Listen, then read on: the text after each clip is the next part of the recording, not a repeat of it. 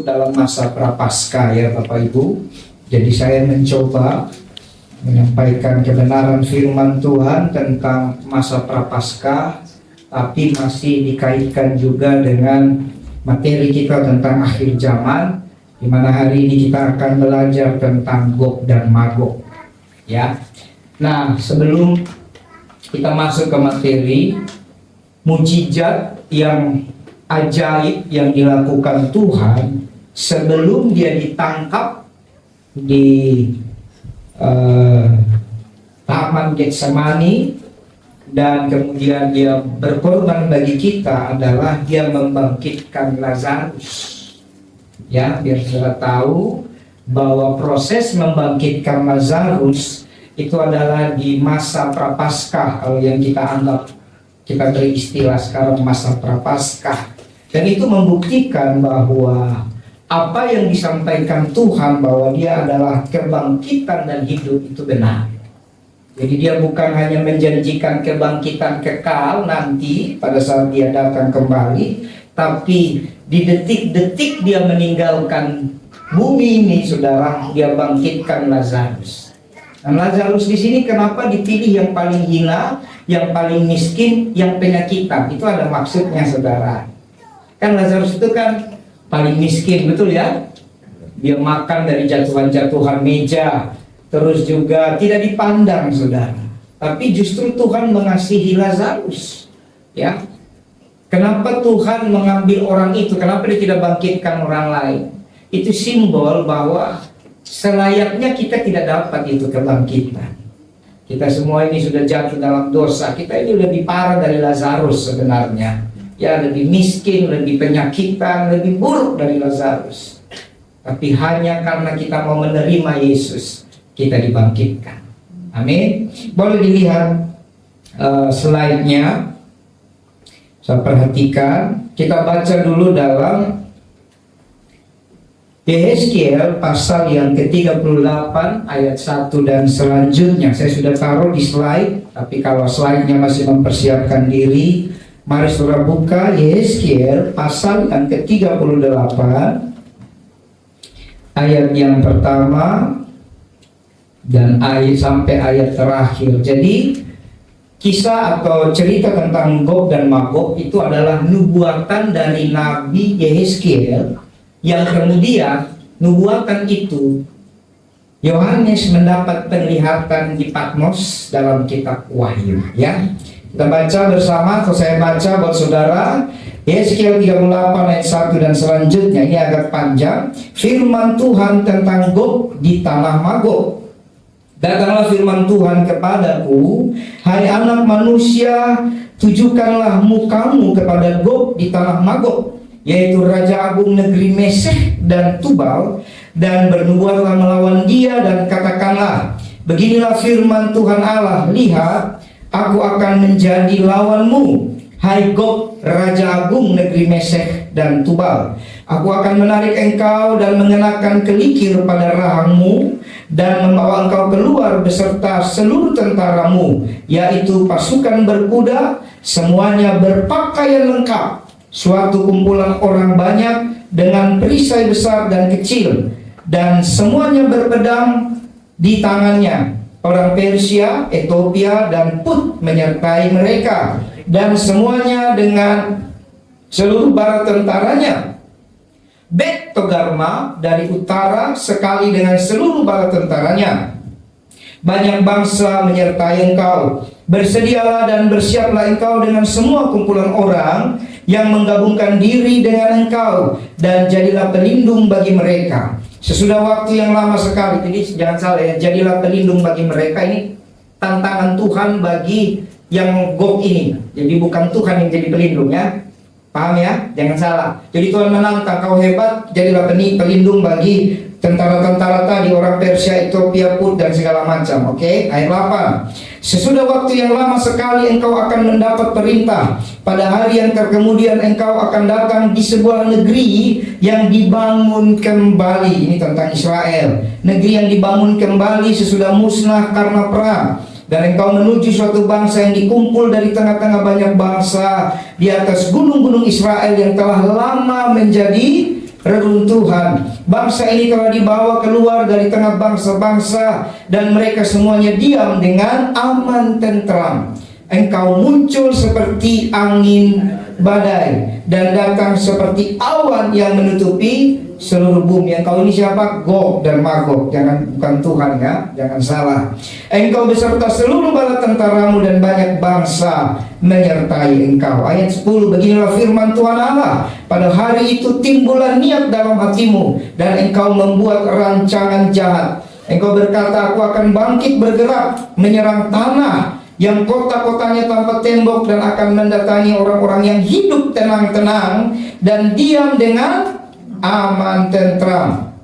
Mereka semuanya diam tanpa tembok atau palang atau pintu gerbang. Engkau bermaksud merampas dan menjara, dan mengacungkan tanganmu terhadap reruntuhan-reruntuhan yang sudah didiami kembali, dan menyerang umatku yang dikumpulkan dari tengah bangsa-bangsa. Mereka sudah mempunyai ternak dan harta benda, dan mereka diam di pusat bumi. Negeri Sheba dan Dedan beserta pembeli-pembeli barangnya, negeri Tarsis beserta pedagang-pedagangnya akan berkata kepadamu, apakah engkau datang untuk merampas dan mengumpulkan sekutumu, untuk menjara, untuk mengangkut perak dan emas, untuk melarikan ternak dan harta benda, dan melakukan perampasan yang hebat sekali?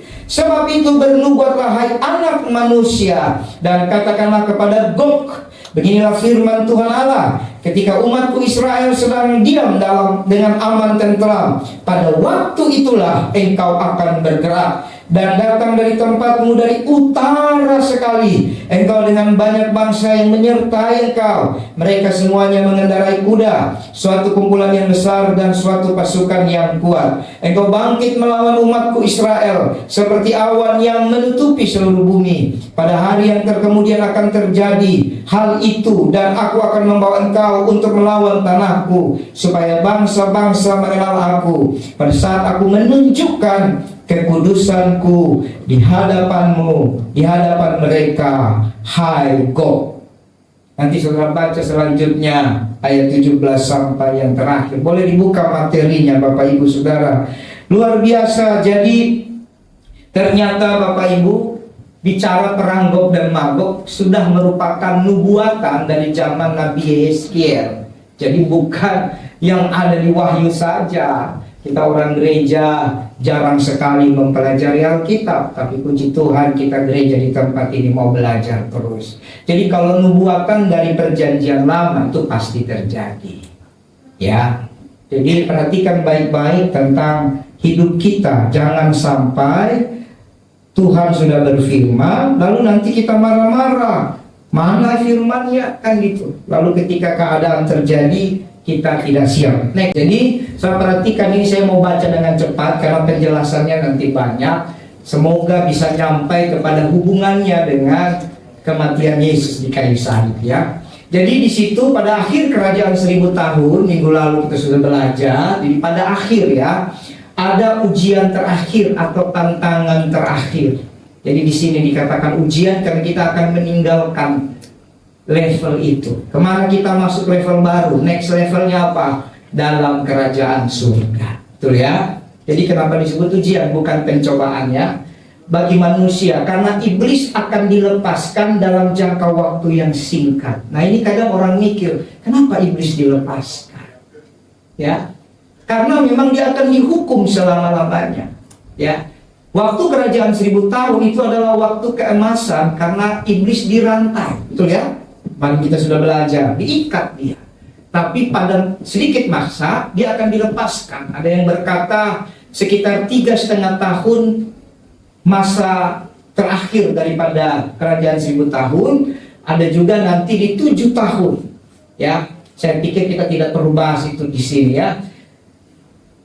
Dan iblis itu mulai menggoda. Jadi perhatikan ya, iblis itu mulai menggoda manusia lagi sehingga terpikat dan melawan Tuhan. Jadi hakikatnya iblis itu apa?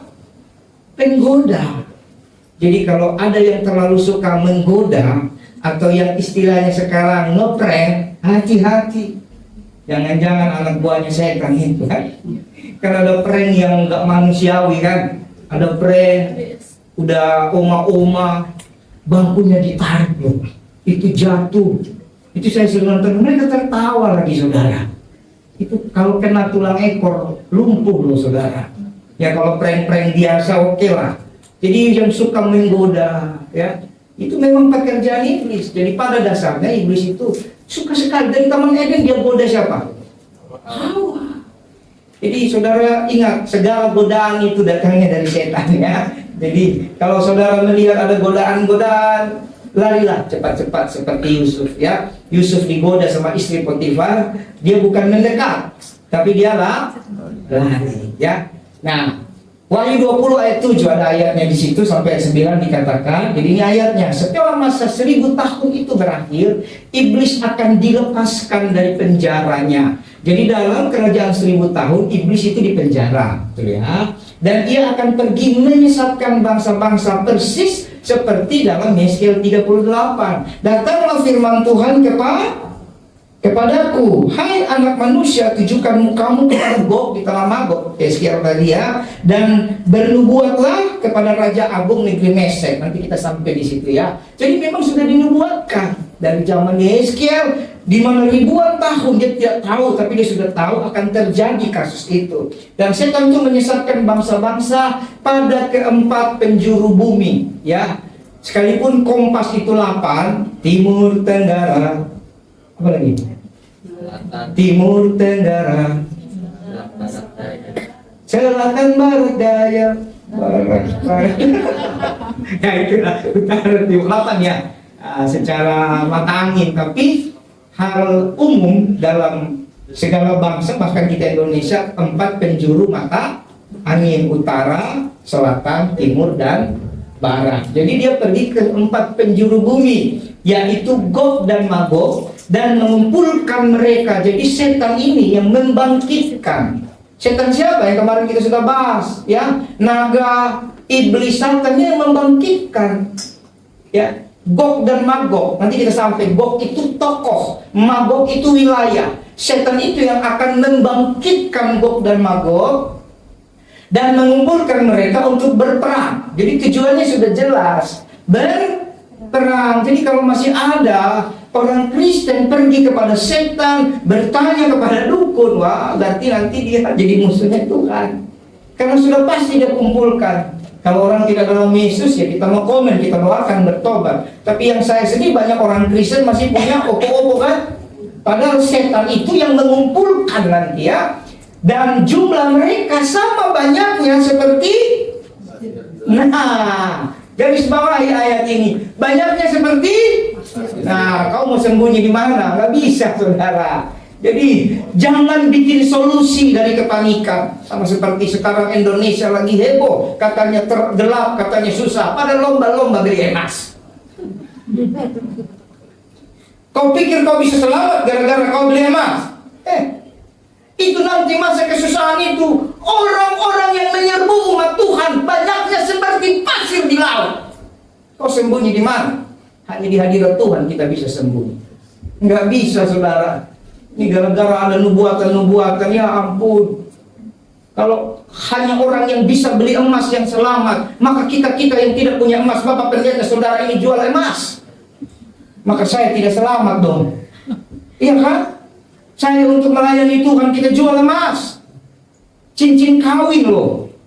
Sampai hari ini di rumah tidak ada emas 1 gram, setengah gram, seper dari gram emas tidak ada di rumah. Adanya Mas Budi. Ya, siapa tahu ada yang tergerak gitu kan. Ya puji Tuhan lah. Ya. Nah, maka naiklah mereka. Jadi jumlahnya seperti pasir di laut. Lalu dikatakan naik mereka ke seluruh daratan. Jakarta daratan enggak? Israel daratan enggak? China daratan enggak? Arab Amerika daratan enggak? Yang sudah pergi melancong ke luar negeri itu daratan semua. Mereka datang memenuhi seluruh dataran bumi. Ini firman Tuhan ya. Mengepung. Ya jelas, yang dikepung siapa? Apakah yang dikepung mall? Apakah yang dikepung sekolah? Apakah yang dikepung mana-mana? Coba, pasar? Apa yang dikepung? Iya firman Tuhan, buka Alkitab saudara. Apa yang dikepung? Perkemahan, tentara orang-orang kudus. yang diganggu. Jadi zaman saudara, saya sangat sedih melihat kenapa banyak gereja akhir zaman, secara khusus gereja di luar negeri, berusaha relevan dengan dunia. Bikin settingan ibadah supaya anak-anak muda datang. Katanya kalau nggak ngikutin zaman sekarang, mereka tidak mau datang ke gereja. Ini hal yang salah, saudara. Gereja tetaplah gereja di mana Yesus ditinggikan. Amin. Karena jumlahnya seperti pasir di laut. Jadi mereka yang cuma hoga-hoga, hura-hura, senang-senang, iya, mereka anggota ini. Karena pasti tidak akan sanggup ketika dikepung. Ini ayatnya. Jadi jangan takut. Kita bicarakan supaya tidak takut. Kenapa kita takut? Tidak pernah dibicarakan. Betul nggak? Kau tidak pernah naik motor, duduk di motor, takut nggak? Takut. Instrukturmu itu Valentino Rossi, paling jago bawa motor. Dia bilang, mulai bawa ya. Kita, gimana? Iya, pencet saja itu apa namanya? Kopling. Udah aku pencet, ya udah masukin gigi, misalnya pakai gigi. Kalau nggak pernah bawa motor, takutnya minta, tapi sudah bisa bawa. Atau yang bawa mobil pertama, tiba-tiba konsentrasi tingkat tinggi. Itu di spion, saking konsentrasi keringat dingin. Kaca spion kiri udah benar, kamu udah benar, gas rem, dirapikan sampai baju dirapikan. Tapi coba lihat udah biasa bawa motor, biasa bawa mobil, celana pendek juga jadi. Betul nggak? Yang belum pernah dengar takut, tapi kalau sudah pernah dengar biasa aja. Jadi orang Kristen butuh banyak dengar firman supaya biasa saja dia, karena dia tidak diserang lagi ketakutan. Yang penuh di hatinya apa? Oh, luar biasa, Tuhanku menggenapi janji. Itu saudara. Karena nggak pernah dengar, makanya penuh dengan takut. Dan yang diserang itu perkemahan dan kota yang dikasih itu. Tapi dari langit lihat, turunlah api menghanguskan mereka. Berarti kalau saatnya kita akan diserang, tidak apa-apa. Dari langit datang pembelaan orang-orang kudus. Ya. Nah, jadi ini ceritanya. Ini fondasinya termasuk dalam Yehezkiel. Jadi nubuatan Yehezkiel ternyata dilihat lagi oleh Yohanes di Pulau Patmos. Jadi ini menunjukkan bahwa selama 1000 tahun itu hati manusia yang diperintah. Kemarin saya sudah jelaskan, dalam kerajaan 1000 tahun ada yang memerintah. Siapa yang mau memerintah? Amin. Tapi ada yang diperintah. Yang diperintah masih kawin dan mengawinkan. Yang diperintah tidak kawin lagi. Jadi kalau masih ingin kawin, ya udah tidak usah masuk dalam kerajaan 1000 tahun. Maksudnya bukan kawin sekarang, nanti sekarang yang belum harus. Tahun ini ada 3 mau diberkati. Siapa mau daftar lagi? Silahkan. Masalahnya ada 2 di bulan Oktober, ya kan? Berarti siapkan angpau di bulan Oktober 2 biji ya. Kita dukung saudara kita, dan ini harus kita umumkan karena formulirnya sudah masuk. Berdiri dulu satu pasangan, Bapak Bapak Ivan dan calon Ibu siapa namanya? Cindy. Bangun berdiri. Berdirilah. Jadi kenapa diumumkan di gereja? Supaya jangan ada yang lirik-lirik lagi ya. Nah, jangan ada jadi bob atau apalagi mabok ya, jangan lirik-lirik lagi. Mereka sudah dipersiapkan. Sekarang bulan April, Oktober nanti sekitar minggu pertama ya. Lalu ada satu lagi saudara kita yang dari Banyuwangi, yang kemarin di Barat sudah di Lavon. Dia sepertinya lebih senang di Lavon karena rumahnya di sana. Tapi saya bilang ya kalau bisa pagi sore lah, supaya karena mereka baru yang satu itu ya pasangannya itu Gary dan Olive. Itu di minggu terakhir daripada bulan Oktober. Puji Tuhan. Jadi dalam kerajaan 1000 tahun, kenapa ada itu? Kenapa Tuhan izinkan? Ketahuan saudara, ternyata sudah dalam masa keemasan pun tetap saja ada manusia yang hatinya belum diubahkan. Tidak diubahkan saudara.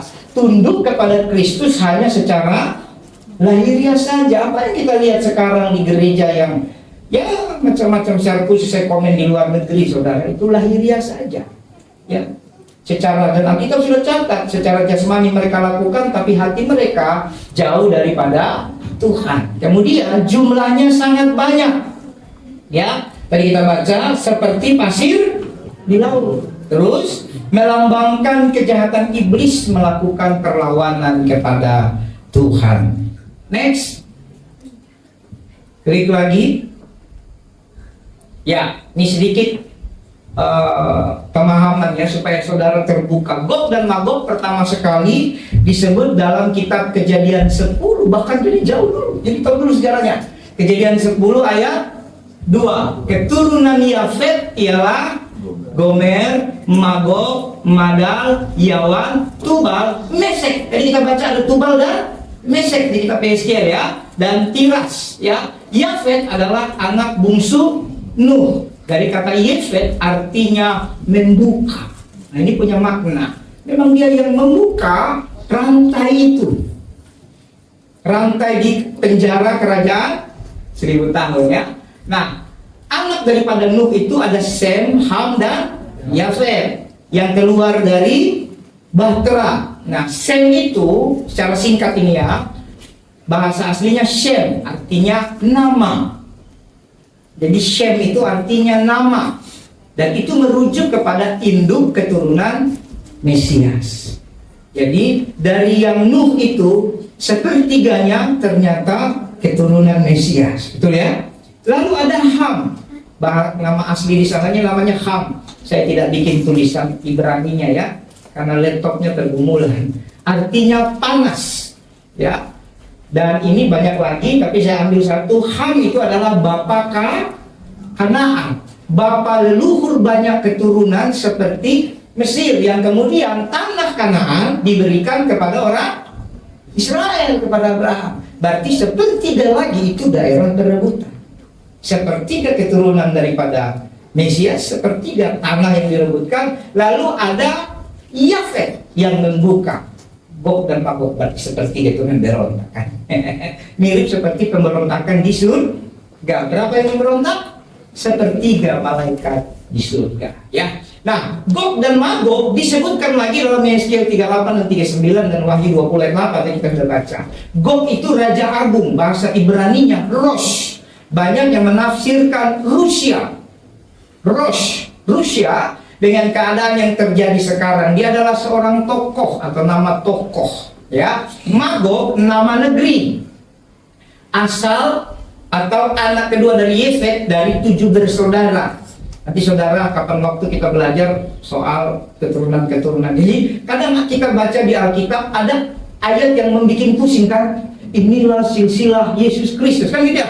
Maka Henok Metusala memperanakkan ini pusing ya. Kayaknya nggak penting. Nah, begitu saudara masuk ke khotbah begini penting, kan? Soalnya menurut kita nggak penting karena khotbah yang kita dengar bagaimana caranya dapat berkat yang banyak. Yang nggak penting itu nama orang. Kami suka ini, oh iya ya ada, ya. Jadi mengacu, nah Magog ini mengacu kepada negeri asal atau tempat bekas Uni Soviet. Saudara masih ingat dulu tahun 90 ada negara Uni Soviet? Kemudian negara Uni Soviet itu pecah. Ada kalau tidak salah ada 14 atau 15 negara. Saya catat di sini Kazakhstan, Uzbekistan, Ukraina, Armenia, Azerbaijan, Kirgistan. Ya. Jadi itu adalah pecahan Uni Soviet. Rusia juga termasuk. Tapi dia yang paling besar dari pecahan itu. Makanya Gog, Rusia, dan Magog ini daerah. Jadi pelataran timur itu Semenanjung itu, Timur Tengah itu semuanya itu kalau di tafsir ya, secara penelitian sejarah geografis seperti itu. Lalu tadi dalam Yeskiel 38 kita ada baca mana tadi? Nah, Persia ya, ayat yang kelima, orang Persia. Nah, orang Persia itu sekarang disebut Iran. Ya, dulu namanya Persia. Lalu saya lihat lagi ayat yang kelima masih Ethiopia. Ethiopia itu Gomer, Ethiopia Timur ya. Nanti saya lihat ada Betogarma, ada kali di situ ya. Itu sekarang disebut Turki. Ya, nanti kita belajar ada Kekaisaran Ottoman. Mungkin kaisarnya sudah berubah, tapi perjanjiannya masih ada. So, harus mengerti ya. baik perjanjian dari Tuhan maupun perjanjian setan. Pada waktu terjadi peperangan penumpahan darah yang begitu besar, ada Put itu Libya, ada Kus itu Ethiopia. Ya, Yeskel 38 ayat 5. Next, ini kita baca-baca saja sedikit. Oke. Dalam perang Gog dan Magog ini mereka memenuhi dataran bumi. Tadi kita udah baca, maka naiklah mereka ke seluruh dataran bumi. Jadi selalu tahu perangnya begitu. Biar paham dulu. Ini saya sengaja pretelin satu-satu biar terbuka. Oh, naik. Mau sembunyi di mana kau? Ada yang bilang nanti kita bikin kebun, semua dataran, kebunmu juga selesai itu nanti. Lagi pula bercocok tanam memang gampang. Ada yang bisa? Minggu depan saya kasih satu orang 3 benih jagung. Kira-kira 3 jadi pohon jagung nggak? 3 doang. Ayo. Saya sih tumbuh pasti. Karena mantan. Saudara, bisa ada tumbuh, bisa tidak kan? Bisa 3, dibuang lagi sama dia. Nggak gampang saudara. Semua dataran. Kenapa dataran di bumi itu tempat hajat hidup, tempat orang bercocok tanam. Di situ mereka penuh. Ya. Lalu mengepung perkemahan, tadi kita udah baca. Nah, saat Israel sedang berdamai, aman, tentram, dan tenang. Jadi sebenarnya bersyukurlah kalau hari-hari ini kita lihat Israel masih ada warawiri drama-drama. Betul ya?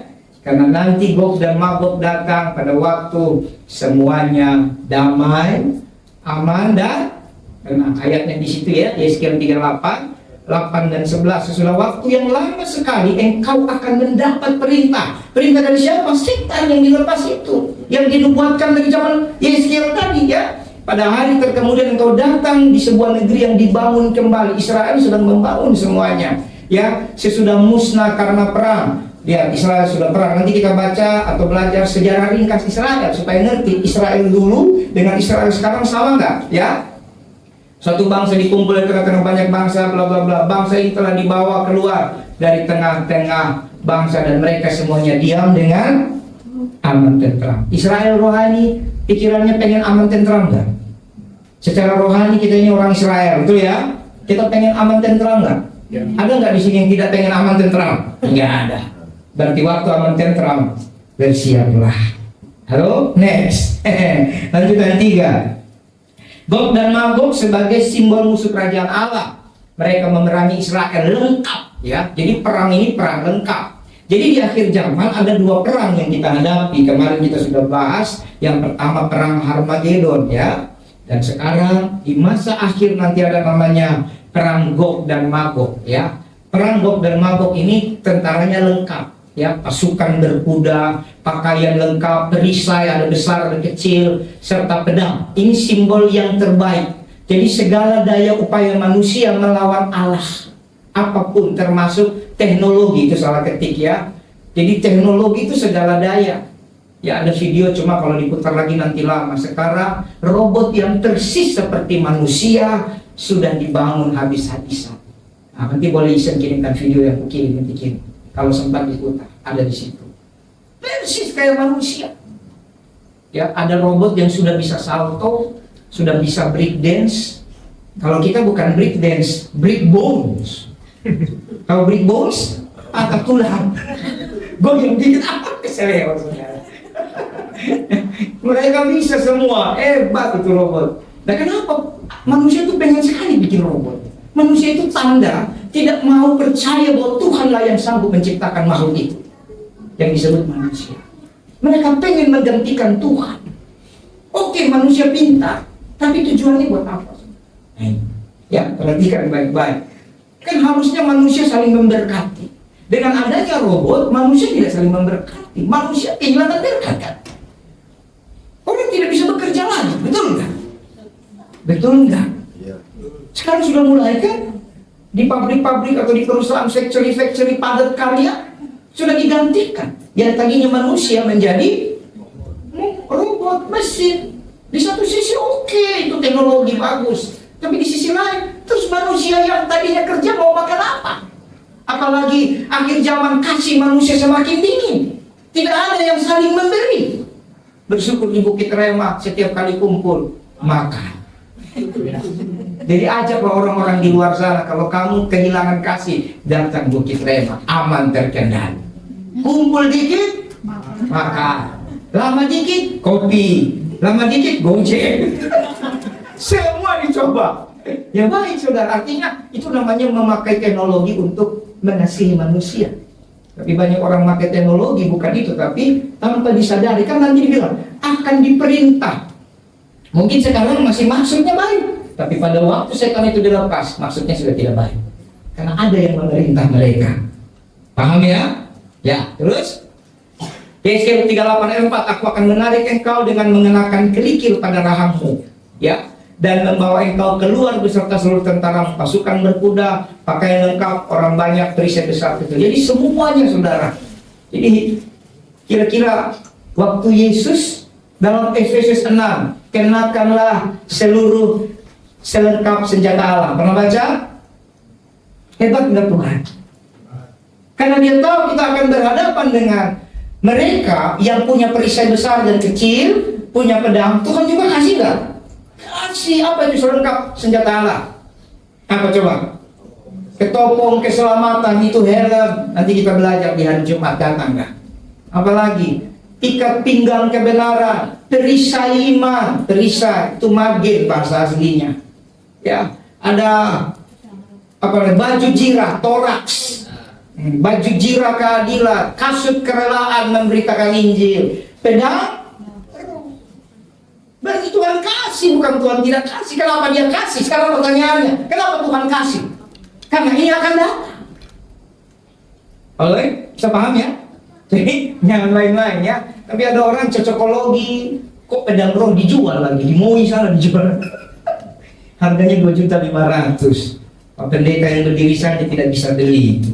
Karena mendingan 2.500.000 kita pakai buat pelayanan. Rame-rame kita makan di sini, kan? Pedang roh untuk usir setan. Ini salah saudara ya. Nanti kita belajar. Jadi hati-hati saudara. Pedang roh itu jelas firman Tuhan. Ya, bukan dipedang-pedangkan, tidak. Ya. Nah, lalu pada waktu keadaan ini terjadi, datang seperti awan menutupi bumi. Saya mau tanya, awan menutupi bumi itu ada yang bisa prediksi enggak? Hebat buat Tuhan. Tidak ada yang bisa prediksi. Nanti kalau saudara naik pesawat atau saudara luangkan waktu 10 menit aja melihat awan, semoga matanya tidak silau. Awannya berubah kan? Saudara lihat, saya nanti pulang gereja, tahu-tahu semua berbaris di sini kan? Lihat awan. Yang ini kayaknya modelnya kayak model apa tuh? Kue cucu. Bulan. Tiba-tiba 2 menit lagi berubah, sudah jadi pempek. Pempek yang panjang kapal selam itu. Tahu kan? 5 menit kemudian berubah lagi jadi kue mangkok kan, jadi apa? Artinya berubah, betul nggak? Tapi dengan cepat dia datang, cepat dia pergi, cepat dia datang, saudara. Jadi seperti awan ini simbol kita tidak terduga-duga. Jadi dia mau meniru kemuliaan Tuhan yang datang tiba-tiba seperti pencuri. Dia betul-betul datang seperti awan, dan awan itu langsung menutupi bumi dan muncul seperti angin badai. Tuh, angin badai itu nggak main-main. Dan saudara, artinya itu menguasai seluruh atmosfer, langit, bumi, dan bawah bumi. Itu simbol, ya. Awan itu dari langit, ya. Angin itu dari bumi. Nah, badai itu biasanya nanti kita baca kitab Yeskiel 39 atau 41. Itu badai dari dalam bumi. Itu wujud daripada Apoleon atau Lucifer. Seperti badai dari dalam bumi. Berarti dia menguasai 3 itu. Baik kerajaan angkasa, kerajaan bumi, dan kerajaan bawah bumi. Dan itu juga seperti Matius 7:24 ayat 27, 2 macam dasar. Barang siapa mendengar perkataanku dan tidak melakukannya, jadi sama-sama dengar, berarti orang Kristen. Ada satu, dia seumpama orang membangun rumah di atas pasir, itu yang tidak. Tapi yang mendengar dan melakukan, dia seumpama orang membangun rumah di atas batu. Lalu datang apa? Hujan, angin, dan banjir. Sama. Betul ya? Hanya istilahnya yang satu badai, satu banjir. Awan itu sebelum jadi hujan, betul nggak? Paham ya? Masa saya harus jelaskan sampai detail banget gitu ya? Nah, jadi seperti itu. Jadi orang-orang Kristen yang tidak pernah melakukan firman sepanjang hidupnya. Nanti kan masa kerajaan 1000 tahun kan masih ada orang yang seperti kita. Itu hidupnya repot. Habis dimakan oleh perang Gog dan Magog ini. Next lagi. Yang keempat, Gog dan Magog simbol yang menajiskan nama Tuhan. Ini yang saya, sedih sekali. Ternyata menuju kerajaan 1000 tahun, ya, di kerajaan 1000 tahun ini tidak bisa, karena itu masa kayak masa. Betul ya? Tapi sekarang menuju kerajaan 1000 tahun ini, saudara, ini simbol yang menajiskan nama Tuhan dan kediamannya, gereja. Sekarang iblis sudah masuk gereja, kok. Dari zaman dulu kok. Yesus usir setan di mana? Yesus usir setan di mana? Di Bait Allah, di Kapernaum, kan? Berarti dari zaman dulu ada setan di gereja. Jadi sekarang kenapa gereja banyak kesetanan? Ya kan? Ya, begitulah. Sekalipun doa kita, gereja harus kembali kepada kekudusan Tuhan. Sekarang gereja kesetanan, saudara. Tidak bisa lihat mall bagus sedikit, ada uang bukan. Nanti ribut sana sini, baku lomba. Semua hitungannya profit. Mana ada yang mau melayani seperti, bukan hanya kita yang banyak, tapi seperti kita di Lafor, tidak ada profitnya. Baru-baru di Lafor, di sini aja tidak ada profitnya. Uang kita yang ada ujung-ujung kita pakai untuk semua kita lagi, kan? Kemarin Bu minta ngomong laporan, saya tertawa di situ. Luar biasa, pentri kita saja 400.000. Saya bilang, kalau perlu 5 juta. Kenapa memang? Anda mau perkaya siapa? Ingat ya, pendeta Budi tidak minta diperkaya. Saya tidak minta diperkaya. Saya bisa melayani sampai, kalau Tuhan belum datang 80 tahun sudah ya, Pak. Itu aja kok. Kalau mau kaya dia dari dulu sudah kaya saya ini. Orang kaya mana yang banyak sekali orang kaya saya kenal, saudara. Punya kapal feri 3 biji. Satu kapal itu harga ratusan miliar. Saya tidur di rumahnya. Kurang apa? Yang punya pom bensin 5. Kira-kira punya pom bensin bisa nggak minta surat? Dia bilang, apa-apa ini minta surat? Mana ada surat berlaku gratis bensin? Udahlah saya kasih aja duit, kan bisa saja kan? Nah, banyak saudara yang punya karyawan ribuan orang, 10.000, 20.000 orang. Dan hamba-hamba Tuhan seperti saya banyak. Mereka biasa-biasa saja kok. Amin. Gak ada pikiran-pikiran hamba Tuhan sebenarnya ya, yang benar untuk gitu, tidak ada. Pikiran hamba Tuhan yang melayani Tuhan, bisa melayani itu kehormatan. Amin ya. Nah, jadi apa tadi? Nah, gereja atau menajiskan nama Tuhan, ibadah yang kotor. Kemarin kita sudah lihat kan ada lagu yang aneh-aneh kan. Coba kembali kita kayak lagu-lagu tadi kan. Lagu pujiannya juga enak kan. Apa yang tak pernah dilihat mata. Terbangun ini apa lagi satu lagi tadi? Lagu lama itu. Bertemu dalam kasih. Itu pujian sama Tuhan. Penyembahan sama Tuhan. Nah itu. Tepuk tangan dulu buat pemain musik. Nanti semua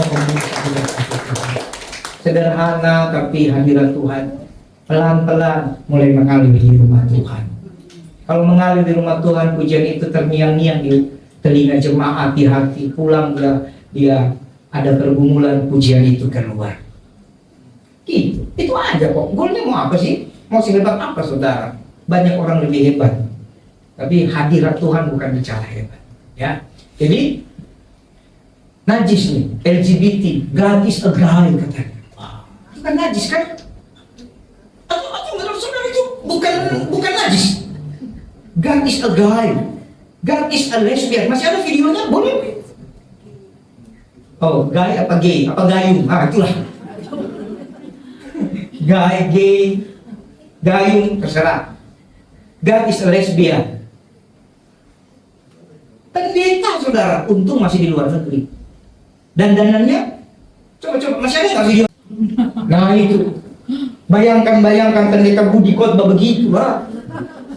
Apa nanti sekali waktu minggu depan didandanin dulu saya?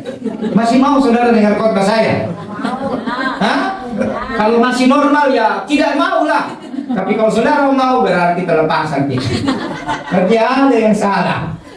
Nah ini kan udah kacau semua. Kalau ada yang masih dengar dia, kan ini udah kacau saudara. Ini kali ya. Belum lagu-lagu yang orang biasa angkat tangan begini. Sekarang bukan. Jadi dia panggil Gabriel. Kira-kira begitu kan? Enggak saudara. Saya harus tegas mengatakan bodoh amat. Saya mau berhadapan dengan pendeta hebat sekalipun, itu tidak Tuhan. Bukan Tuhan. Itu bukan penyembahan, pujian sama Tuhan, bukan. Anda mau konferensi di depan 5 juta orang, I don't care. Itu bukan pujian untuk Tuhan, bukan. Ingat, seperti pasir laut banyaknya. Tapi orang yang menyembah Tuhan sungguh-sungguh itu aturannya ada. Makanya saya suruh saudara baca kitab Bilangan, Ulangan. Baca kan? Bagaimana aturannya itu. Ketika Korah memberontak kepada Musa, mati. Di situ ada 2 pemberontakan. Pemberontakan Harun dan Miriam. Bilangan pasal berapa itu? Harun dan Miriam simbol pelayan Tuhan. Ada hamba-hamba Tuhan, pelayan-pelayan yang berontak kepada organisasinya. Nggak elok ini. Kalau begini terus bagaimana gereja saya mau berkembang? Aku harus bikin musik disco dong di gereja. Terserah. Ujung-ujungnya apa? Miriam tangannya kena kusta kan? Lalu kemudian ada pemberontakan Korah, Datan, Abiram. Korah itu bukan simbol, itu dibawa daripada Harun dan Miriam. Itu jemaat memberontak, mati ditelan oleh bumi. Betul nggak? Masa karena itu Tuhan berbicara hanya kepada Musa, nanti udah capek kami. Capek itu ada yang jelas. Bilangan berapa itu? Bilangan 21 kan? Kami sudah capek mengikuti perintah Musa. Padahal perintah Musa adalah perintah dari Tuhan kan? Capek, memang capek. Manusia kan sudah tidak mau capek. Capeknya cari uang mau. Betul? Capek beribadah nggak mau. Pengennya ibadah yang bikin happy saja. Nah, ini saya banyak bicara di luar negeri. Semoga di Indonesia tidak masuk. Amin. Nah, lalu Tuhan sendiri mengalahkan Gog dan Magog dengan amarah, api murka dan cemburu. Caranya apa? Gunung longsor. Nah, sudah mulai kan? Nah, ini persiapan untuk Gog Magog nanti. Pedang seorang makan pedang lain. Jadi harusnya mereka teman, ternyata baku bunuh. Ya, api dan belerang, tembok roboh ke tanah. Ya, sampah, hujan lebat, tumpahan darah. Itu ayatnya ada semua. Ya, segala binatang melata merayap di bumi, semua manusia di atas bumi akan gentar melihat wajahku. Jadi lewat kejadian itu nanti semua takut dengan Tuhan. Amin. Next, yang lanjutan 5. Nah ini.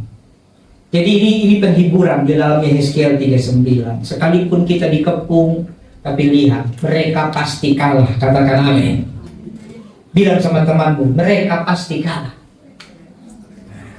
Mayat mereka dikubur 7 bulan. Bayangkan. 7 bulan. Lama nggak? Kita kemarin memakamkan ada jemaat kita yang orang tuanya meninggal. 1 hari ini udah pegal-pegal badan kita. Betul nggak? Betul nggak? Habis itu apa? Habis pemakaman kita makan bakmi enak tuh kan? Udah makan bakmi sampai di rumah masih aduh capek. Itu baru 1 hari dan 1 orang. Bayangkan kalau 7 bulan berapa banyak mayatnya. Dikubur selama 7 bulan. Yehezkiel 39, 11 ayat 12. Pada hari itu aku akan memberikan kepada Gog suatu tempat. Diberikan tempat sama dia, di mana ia akan dikubur di Israel, yaitu lembah penyeberangan sebelah timur dari laut. Dan kuburan itu akan menghalangi orang-orang. Berarti bisa jadi jembatan kan, bisa jadi apa namanya itu? Seawall, tembok kan? Kalau menghalangi kan bisa jadi tembok laut itu kayak di Pixar kan? Kira-kira begitu. Di sana Gog akan dikubur dengan semua khalayak ramai yang mengikutinya. Jadi pengikutnya dikubur di situ. Dan tempat itu akan disebut lembah khalayak ramai Gog. Kaum Israel mengubur mereka 7 bulan dengan maksud mentahirkan tanah itu. Luar biasa. Dikubur 7 bulan. Jadi setan dan pengikutnya habis. Bilang setan, cemen kau. Nah, coba mantap. Nah, senjata Gog ini tadi mayat, sekarang senjatanya. Berarti senjatanya banyak gak? Senjata Gog dibakar selama 7 tahun. Nah, bayangkan 7 tahun dibakar. Kemarin Pak Sola bakar remah-remah jimat sedikit aja setengah jam. Yang gampang dibakar. Ini 7 tahun mereka dirampas, dan yang diam di kota Israel keluar dan menyalakan api serta membakar semua perlengkapan senjata Gog, yaitu perisai kecil, besar, busur panah, tongkat pemukul dan tombak. Mereka membakarnya selama 7 tahun. Mereka tidak akan mengambil kayu dari hutan belukar, jadi nggak pakai lagi. Berarti ini kan konteks penglihatan daripada Yehezkiel. Sekarang kan tidak ada orang masak pakai kayu bakar, kecuali lagi you hiking or camping, betul nggak? Berarti apa yang dibakar? Itu teknologi nanti. Betul ya? Itu dibakar, itu robot-robot yang bisa breakdance segala macam dibakar nanti habis. Jadi bahan baku mungkin untuk bikin kita punya roti kah? Bahan baku bikin kita punya bakmi kah? Itu pakai itu nanti. Kira-kira seperti itu. Mereka menyalakan api dengan perlengkapan senjata. Itu artinya Tuhan betul-betul menista kejahatan daripada Gog dan Magog. Next. Nah, iblis dilemparkan ke dalam lautan api dan belerang. Ini endingnya. Untuk disiksa siang dan malam selama-lamanya. Berarti inilah neraka kekal. Jadi bukan lagi Hades, ya. Jadi nanti orang-orang yang mengikutinya masuk di situ selama-lamanya. Tapi dari langit turunlah api menghanguskan mereka, dan iblis yang menyesatkan mereka dilemparkan. Mereka ini siapa, saudara? Coba, iblis yang menyesatkan mereka itu siapa? Pengikutnya manusia. Ya, dilemparkan dalam lautan api belerang, tempat binatang dan nabi palsu itu. Mereka disiksa siang malam sampai selamanya. Kalau kita baca ini, harusnya kita berterima kasih dengan karya Yesus. Dan kita akan rayakan dengan kematiannya sebentar di Jumat Agung. Kalau kita tidak ditebus oleh darah Yesus, kita akan ikut sama dia, disiksa siang dan malam selama-lamanya. Bukan hanya 1000 tahun, selama-lamanya. Jadi kurang syukur apa sama Tuhan, ya. Next lagi. Jadi itu endingnya. Nah, bagaimana sikap kita supaya menang? Sebelum sampai di sini, next lagi dulu sejarah ringkas Israel. Nah, sejarah ringkas Israel ini biar saudara paham, ya. Yang pertama, tanah Kanaan diberikan Tuhan kepada Abraham, bapak leluhur Israel, sekitar 4000 tahun lalu. Kemarin saya bilang Abraham sampai Daud berapa?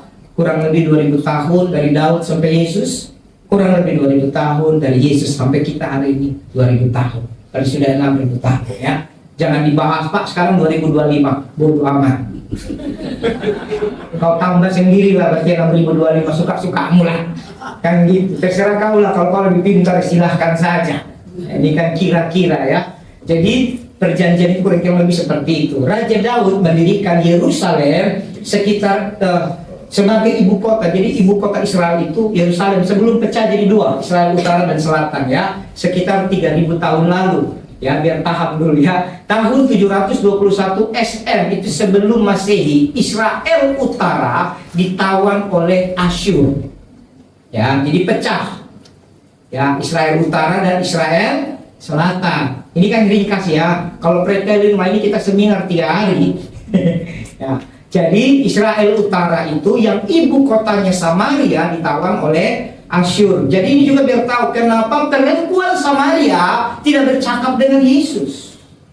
Karena dia sudah musuh. Israel Utara dan Israel Selatan sudah berperang dari zaman itu. Bisa lengkap sampai di sini. Jadi bukan sembarangan ayat Alkitab bilang perempuan Samaria tidak bergaul dengan orang Yahudi. Karena ini bicara di zaman Raja Daud terjadi perpecahan. Nanti Daud yang persatukan. Sebenarnya dari Saul itu terjadi Israel Utara dan Selatan. Nah, Israel Selatan itu ibu kotanya Yerusalem atau Yehuda. Ya, tahun 586 sebelum Masehi ditawan Babel. Jadi yang menawan Israel Utara Asyur, yang menawan Israel Selatan siapa? Babel. Babel Israel Selatan, di mana ada Daniel. Yang kita baca kitab Daniel, paham, ya? Termasuk nabi-nabi yang membangun bait Allah itu di Yerusalem, bukan yang di Samaria. Makanya saya bilang susah sekali membuatnya. Bagaimana pelajaran saya puluhan tahun saya buat dalam satu halaman, susah itu. Gitu, ya. Jadi Nah, hitungan zaman dulu sebelum Masehi itu mundur. 721, tahun depannya 720. Tahun depannya lagi 719. Jadi duluan utara ditawan baru selatan. Bukan maju. Kalau sebelum Masehi, penghitungan tahunnya makin kecil, bukan makin besar. Jadi kalau kita di sebelum Masehi, tahun depan itu 2024. Nah, sesudah Masehi, tahun depannya itu 2026. Paham ya?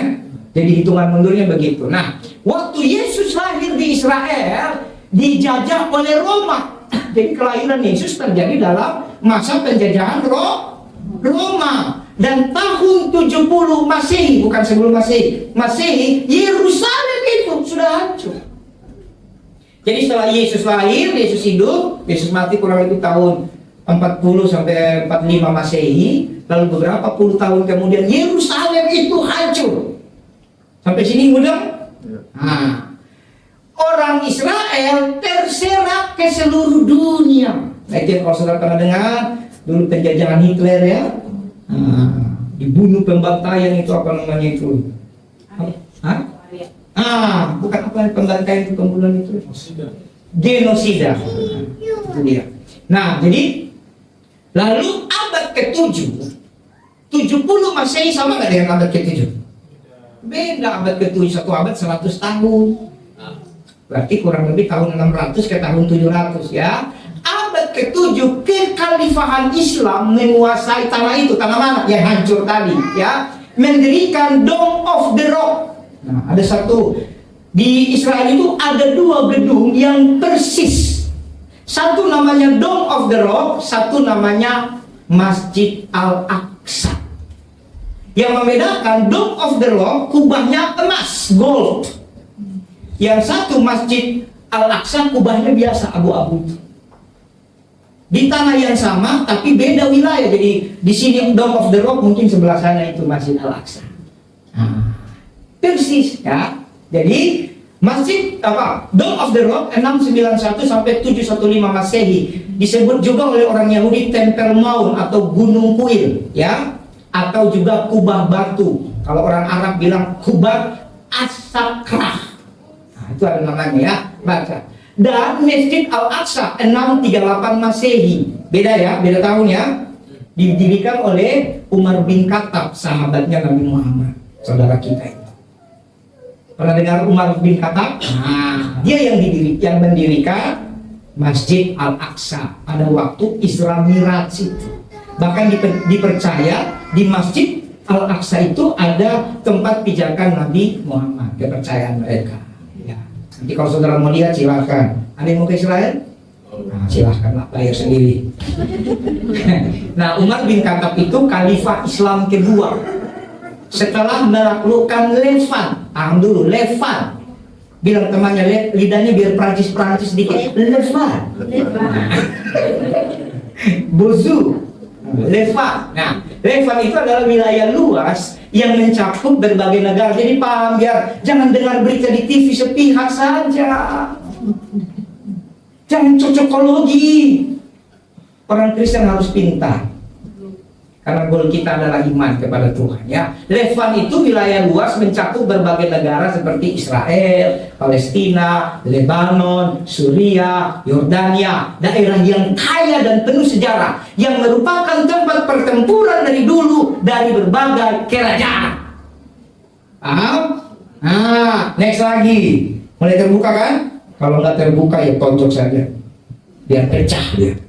Lalu ayat berikutnya, bangsa Arab berdatangan tinggal di daerah Al-Aqsa. Ya, bangsa Arab ya. Inilah cikal bakal Palestina sekarang. Jadi Palestina sekarang itu dari tanah Arab. Tapi Filistin yang di Alkitab berasal dari Kreta.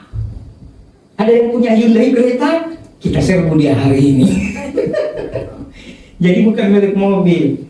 Dia di Pulau Kreta di mana Paulus yang tangannya digigit itu di situ. Ya, Pulau Kreta ya merupakan para pelaut Filistin yang di Alkitab itu dari Kreta, para pelaut dan menyembah dewa Dagon atau dewa ikan. Ya Dagon, yang zaman Simpson kepalanya putus-putus dihancurkan itu kan? Ya Dagon, ya Dagon, ya Dagon. itu dewa ikan. Kini sudah punah itu. Ayatnya ada nanti saudara baca Hakim-Hakim 16 1-5 1-5. Nah, tahun 135 Masehi, Kaisar Hadrian mengganti nama Israel. Nah ini, chaosnya itu di sini. Oleh kesombongan manusia, ada seorang Kaisar Hadrian namanya, mengganti nama Israel. Israel menjadi apa? Syria Palestina. Dan Yerusalem diganti menjadi Aelia Capitolina. Itu dia chaosnya. Paham ya? Ini sejarah, saudara ketik di Google, cari buku di Perpustakaan Nasional juga itu tidak bisa disembunyikan. Ini pengetahuan umum, betul ya? Lalu tahun 1947 PBB membagi tanah Palestina yang sudah diganti namanya. Sekarang setelah namanya Syria Palestina berarti Israel hilang nggak? Kenapa diganti, saudara? Supaya saking bencinya Kaisar Hadrian itu, dia tidak mau ada Israel lagi. Dihilangkan namanya. Dan itu lagi terjadi lewat LGBT hari ini. Orang yang kawin LGBT gak akan pernah punya anak. Laki-laki sama laki-laki bagaimana cara hamilnya? Perempuan sama perempuan bagaimana cara hamilnya? Berarti putus keturunannya, betul kan? Kalaupun punya anak ya bukan anaknya. Itu pekerjaan setan sejahat itu, saudara. Nah ini sama seperti Hadrian ini. Dia pengen menghapus nama Israel, diganti jadi Syria Palestina dan Aelia Capitolina.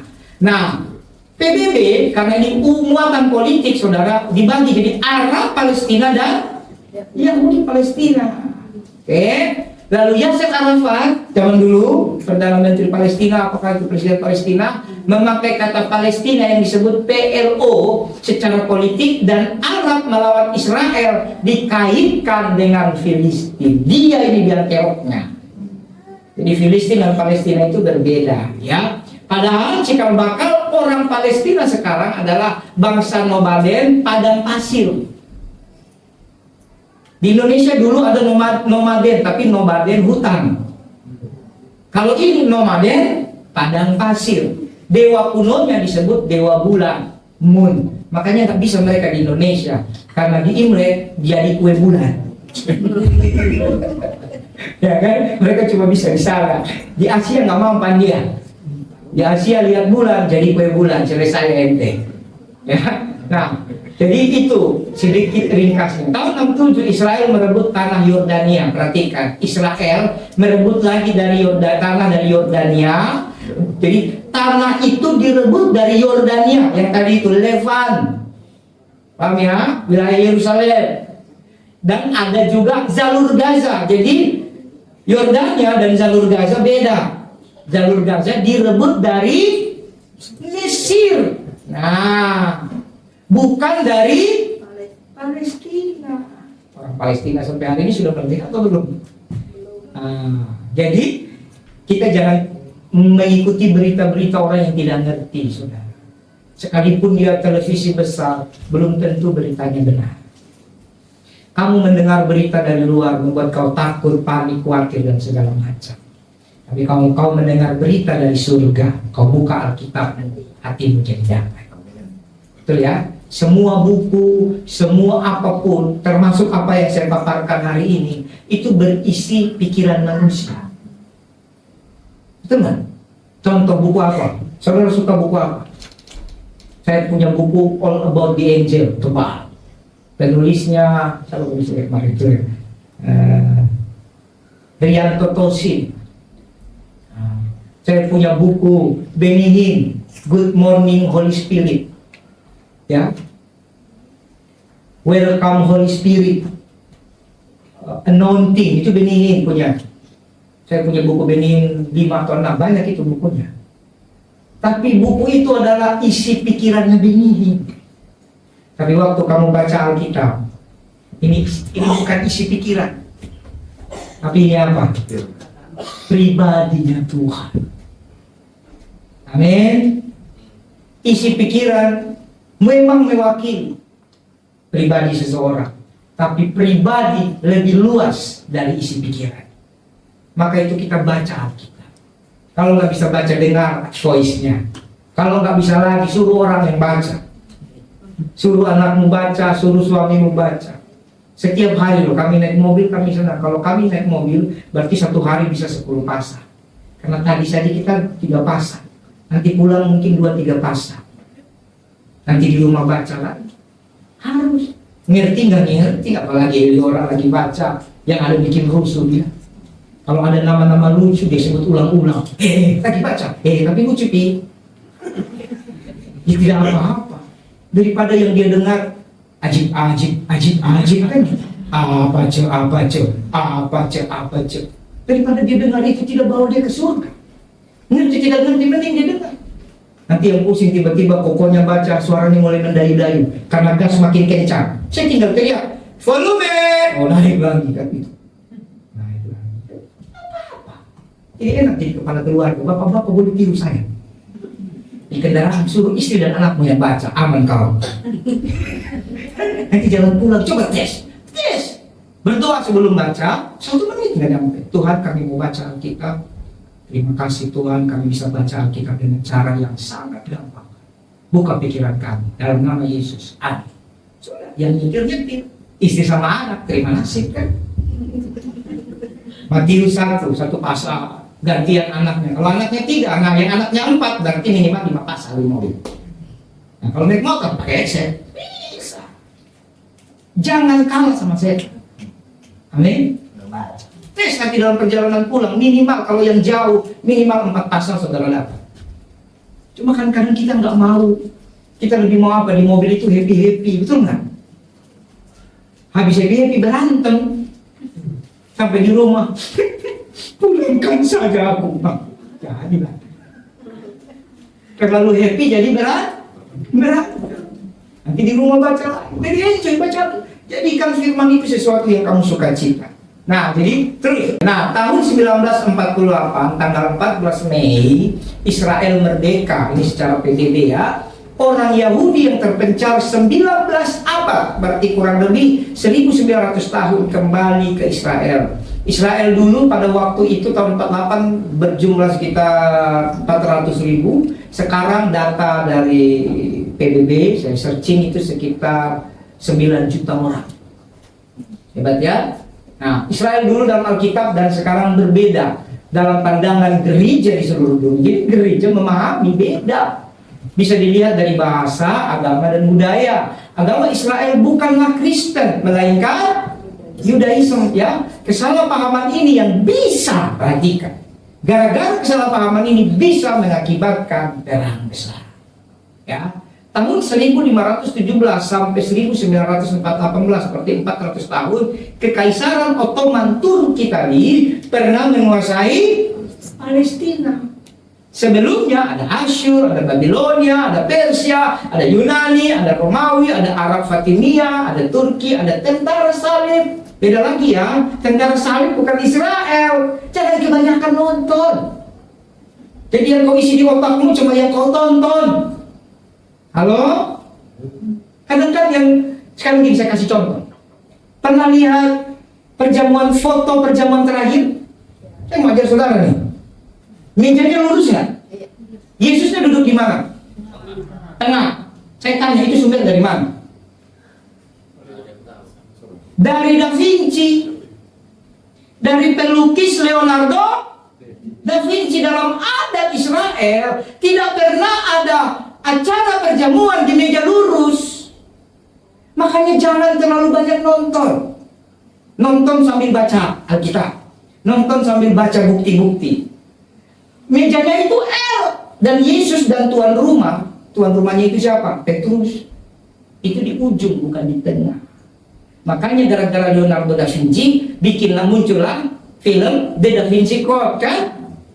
Yesus lagi mesra-mesra sama Yohanes. Jadi apa yang muncul di pikiran kita karena itu yang saudara terima. Makanya perbanyak pengetahuan. Jadi tidak ada di Israel itu sama kayak kita lah. Orang Indonesia saudara, secara khusus di Sumatera senang kali pakai kursi L, betul nggak? Rumahnya bulat L. Rumahnya persegi 3 L. Jadi tamu di sini tuan rumah di sini kan gitu. Meja di sini itu Indonesia. Kalau kita di Banten, di Sunda, lesehan. Betul nggak? Jadi mari kita memahami. Jangan kita, perjamuan kudus itu memang meja lurus yang kita suka beli di lukisan-lukisan di toko-toko rohani kan? Saya ada tuh dikasih tuh. Saya pakai di rumah. Begitu saya lihat, memang luar biasa pelukis Leonardo ini bisa mempengaruhi semua pikiran orang Kristen sedunia.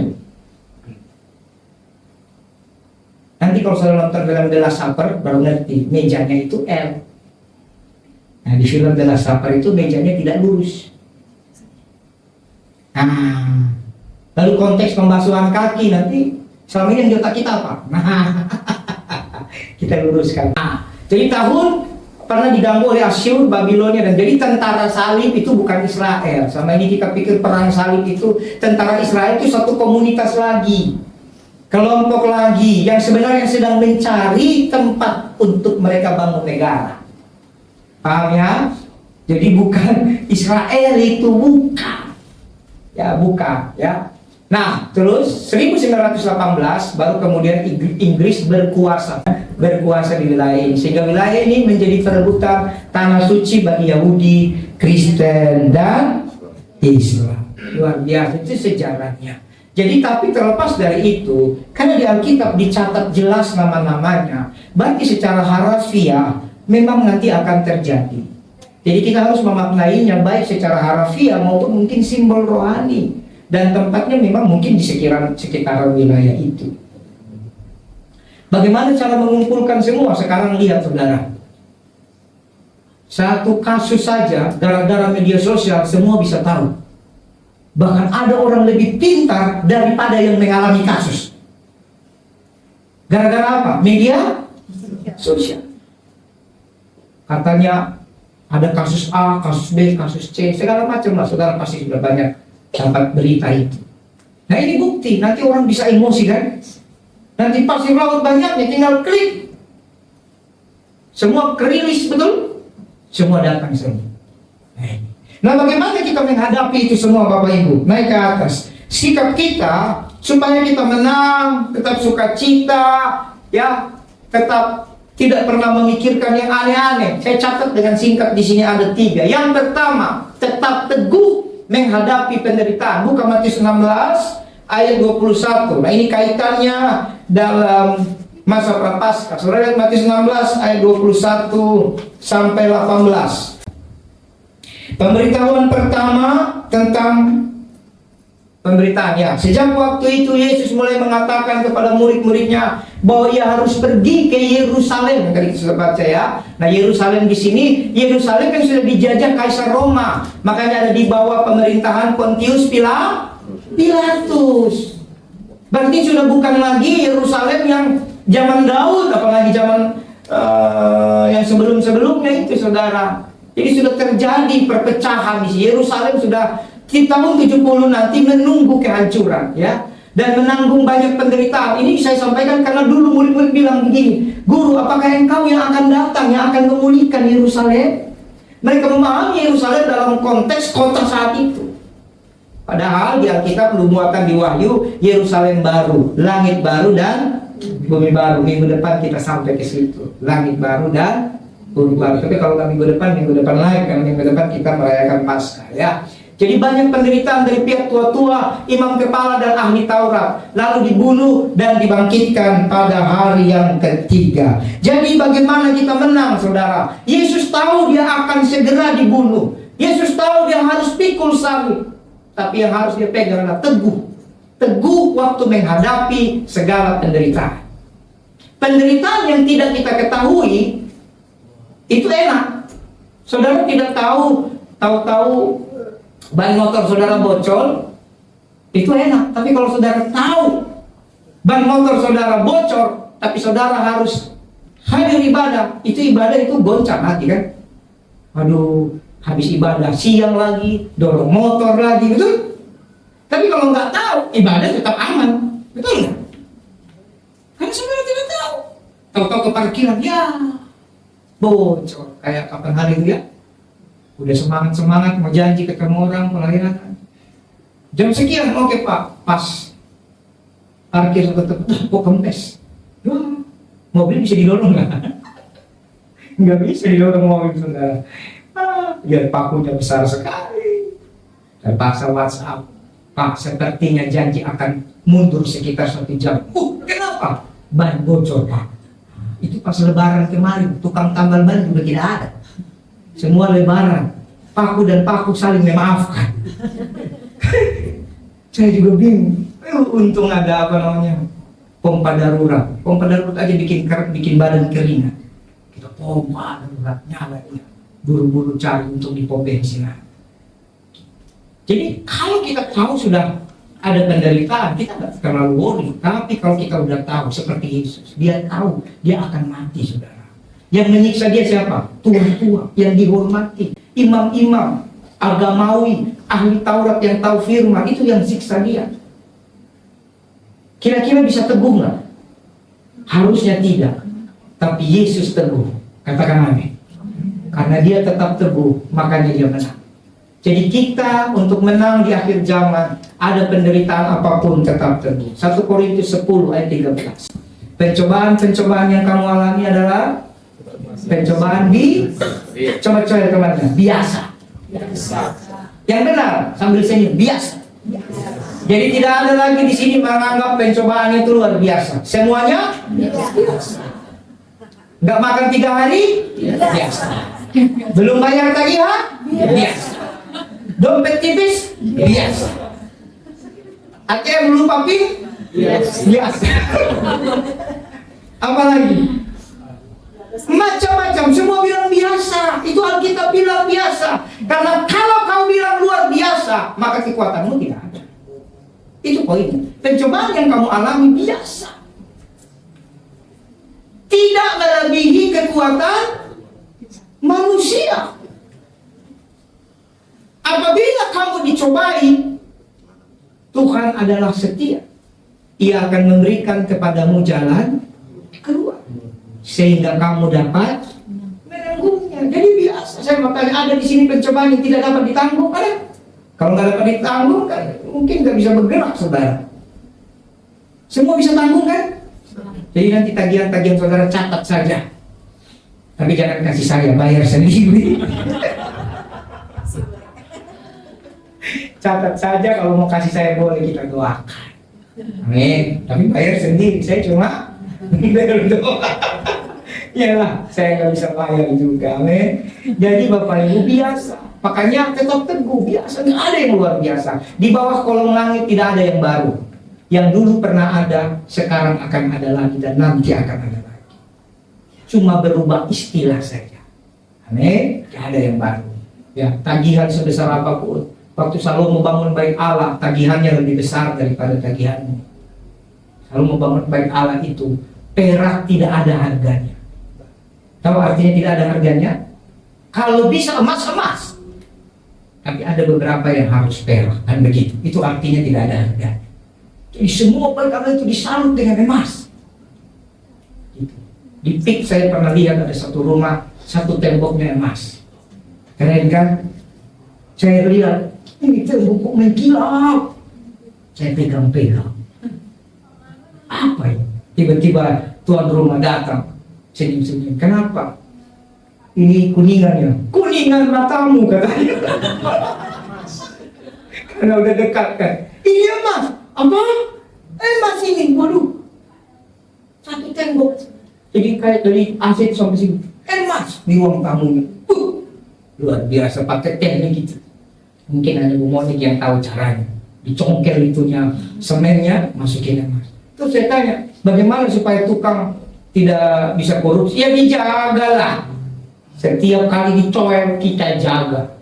Waduh, luar biasa. Kira-kira harga rumahnya standar nggak kalau begitu? Nggak standar, saudara. Tapi begitu saya lihat orangnya rendah hati, baik. Baru satu tembok. Jangan Salomo, seluruh bait Allah dari emas. Itu masih kecil. Amin. Masih kecil. Jadi yang baru ngomong-ngomong begini, lebih kecil lagi emasnya. Cuma 5 jari kan? Itu tembok. Apalagi Salomo. Jadi waktu punya tantangan, ingat semua itu biasa. Pencobaan itu biasa, tidak ada yang melebihi kekuatan kita. Kemudian saudara, bagaimana caranya? Supaya teguh, pikirkan kasih dan rencana Tuhan. Jadi semua yang kau alami ada rencana Tuhan. Ya, apalagi di masa prapaskah ini saudara, tidak ada yang Tuhan tidak rencanakan. Ya, semua Tuhan rencanakan. Kemudian, apa yang kita dengar dan kita lihat, kembali ke slide ya, itu harus menguatkan kita. Saudara harus ingat, penderitaan adalah bagian hidup yang harus dihadapi. Penderitaan adalah bagian hidup yang harus dihadapi. Tidak ada orang hidup tidak punya penderitaan. Ya, jadi saudara jangan hidup dalam alam mimpi. Ya, kita harus hidup dalam alam nyata. Kemudian, saudara harus teguh melawan kuasa setan. Nah ini, penting ini saudara. Setan selalu menggagalkan kita, waspada. Pikirkan pikiran Tuhan, supaya pikiran setan tidak masuk. Kalau ada pikiran setan, intimidasi itu ditengking. Pikirkan Tuhan sebanyak-banyaknya. Banyak-banyak. Ngerti nggak ngerti, banyak-banyak. Pikirkan yang baik, pikirkan yang mulia. Itu supaya kita teguh. Jadi setan harus dilawan. Kalau dia bilang, istrimu udah nggak cantik lagi, tengking, bodoh amat. Jangan, istrimu udah nggak cantik lagi. Mana yang cantik ya? Wah, ini setan. Tuh buktinya dia udah nggak sayang kamu. Biasanya tiap pagi dia tanya mau bikin kopi, teh atau apa. Sekarang dia nggak tanya. Air putih pun nggak dikasih. Tengking, jangan balas lagi. Iya ya, itu juga. Nah ini setan. Ini semua wajar saudara, cara setan mengganggu itu enggak dia datang tiba-tiba. Enggak. Datang di sini. Atau istri. Biasanya tanggal 5 setelah kasih gaji diajak makan. Kali ini enggak. Jangan-jangan. Nah itu setan di pikiran perempuan. Langsung tengking. Begitu tuh datang, hampiri pasanganmu, peluk dia. Jangan ada dusta, jangan ada diam di antara kita. Peluk langsung pasangan ini, posisi belum nikah. Yang belum nikah jangan ya. Kalau belum nikah peluk guling saja. Karena kalau peluk tembok dipikir gila kau nanti. Kalau guling kan di kamar, nggak ada yang tahu. Langsung peluk, biasa tanggal 5 ajak makan, oh iya, papi lupa. Sehingga ternyata benaran suaminya lagi mau chatting. Begitu diingatkan sama istrinya, chattingnya dihapus kan? Jangan biarkan setan bekerja. Ketika kamu memang dia sudah udah lupa dia. Langsung kita harus lawan setan. Peluk pasangan kita. Tanggal 5 ini. Oh iya, kan berapa ya? 13, kalau tunggu bulan depan. Jadi dia udah mau selingkuh pun gak jadi saudara. Ini kau diam, dia diam, jadi setan makan kita. Halo? Setan itu paling suka merusak keluarga. Pertama kali setan merusak siapa? Adam dan Hawa itu suami istri. Baru kemudian kakak adik kan? Kain kan? Habis itu sudah kacau semua. Jadi keluarga ini simpel. Jangan biarkan setan. Misalnya seorang suami, kemana uangku ya? Kok makin hari makin top dia. Tahu Tuhan peon. Padahal sudah kukasih untuk glowing. Kadang-kadang perlu komunikasi. Mungkin istrinya simpan buat yang lain. Paham ya? Mungkin istrinya berubah, dia tidak mau lagi beli glowing. Dia mau simpan untuk dana hari tua, atau ada rencana pengen beli tanah. Komunikasi. Saya paling sebel dengan keluarga, suami istri saya tidak baku komunikasi. Itu sudah saya cari ayat tabuk mereka, nggak ada sih. Kalau ada tabuk itu nggak ada ayatnya. Jangan biarkan, perlu komunikasi. Meskipun istrinya itu cara ngomongnya tinggi, karena perempuan kalau sudah emosi kan lebih tinggi daripada laki-laki, karena dia ngomong di lantai 2. Di lantai 1 lebih tinggi saudara. Nggak apa-apa saudara, suami sabar. Atau sebaliknya, suami lagi banyak beban, dia mau tinggi, istri jangan emosi. Perlu ngomong, cekokin dia dengan minuman kesukaannya, makanan kesukaannya, nanti jadi baik. Amin. Anak sama orang tua juga begitu. Ya. Yang terakhir, teguh mengajar kebenaran dan menghidupinya. Ini berlaku baik untuk anak-anak kita ataupun untuk sahabat kita, tetangga kita. Kita harus mengajar lewat hidup kita garam dan terang. Ini yang membuat kita menang nanti, saudara. Ya, bahwa hidup kita itu jangan lain di depan, lain di belakang. Tapi di depan sama, di belakang sama. Amin. Nah, ini dia, sangkal diri. Caranya gimana? Sangkal diri. Jangan sangkal orang lain. Sangkal diri, saudara. Sangkal diri ini nggak gampang. Pikul salib. Sangkal diri dengan pikul salib tidak sama. Jumat saya akan khotbahkan apa bedanya sangkal diri dengan pikul salib. Tidak sama, saudara. Pikul salib lebih sakit daripada sangkal diri. Ya. Dan standar firman jangan direndahkan. Maksudnya, ya udahlah, kita kan misalnya ya, ini kan bukan ibadah minggu misalnya, ini kan ibadah doa malam, asal-asalan saya main musik nggak apa-apa, boleh begitu? Boleh. Nah, ini kan konser, asal-asalan saya bawa renungan, bawa sharing, boleh begitu? Habis kau nanti. Konser dengan 3-4 orang saja pun anggap kau sharing di depan jutaan orang. Standarnya nggak boleh rendah. Amin. Saya di rumah sama anak-anak, Eliora itu namanya masih kecil, lagi baca Alkitab, kaki kirinya udah kayak duduk di warteg, kaki kanannya ke kepala kakaknya, turunnya ke maminya. Hanger, karena rotan nggak ada. Hanger, tau hanger? Hanger baju. Nah, kau mau duduk tidak? Iya, tapi kan aku anak kesayangan papi. Kesayangan matamu, duduk. Duduk dia. Harus begitu.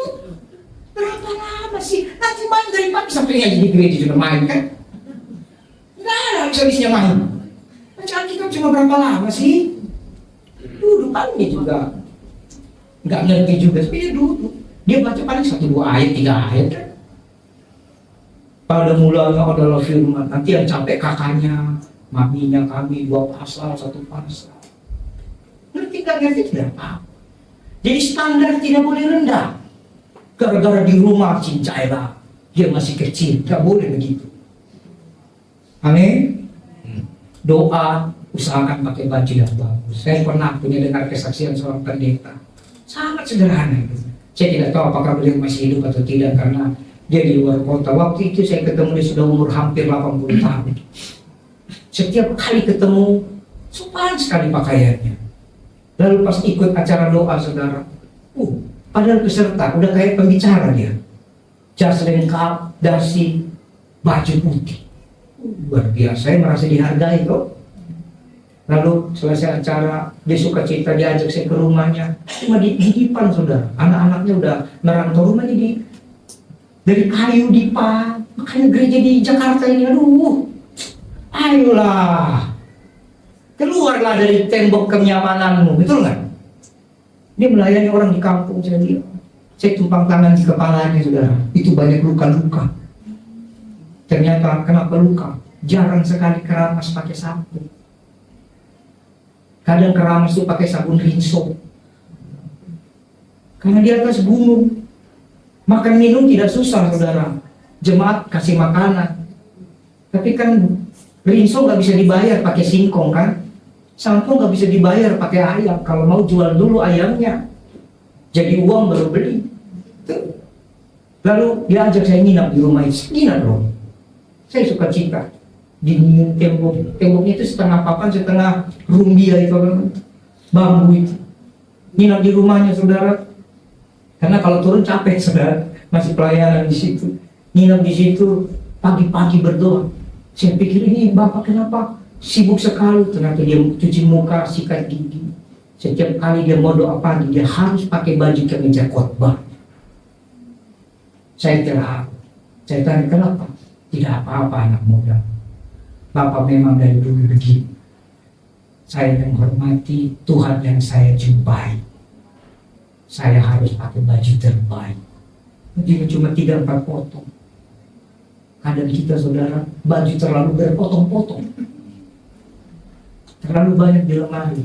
Datang sama Tuhan, jangan doa ke gereja saja. Karena goalnya bukan gereja. Habis gereja, makan di mall. Habis gereja, nonton di bioskop. Makanya pas ke gereja, sama yang bawah ke atas, yang atas ke bawah, yang samping mengerucut kan. Nah ini saya harus sampaikan apa adanya, saudara. Memang Tuhan melihat hati, tapi manusia melihat rupa. Nah, manusia melihat rupa masuk dalam dosa gara-gara bajumu. Paham ya? Tuhan melihat hati, betul. Tapi gara-gara penampilanmu, mereka jadi memikirkan pikiran-pikiran kotor. Amin. Bukan harus yang mewah, yang mahal. Ya, bukan, kita di sini keren-keren, bajunya sopan-sopan. Mau kaos tidak apa-apa. Yang penting jangan ada yang ditembak tentara Jepang, Belanda, jangan.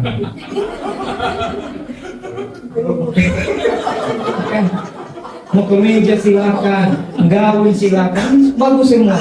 Bisa lihat dari anak kecil sampai orang dewasa sopan. Tepuk tangan buat kita. Itu lah.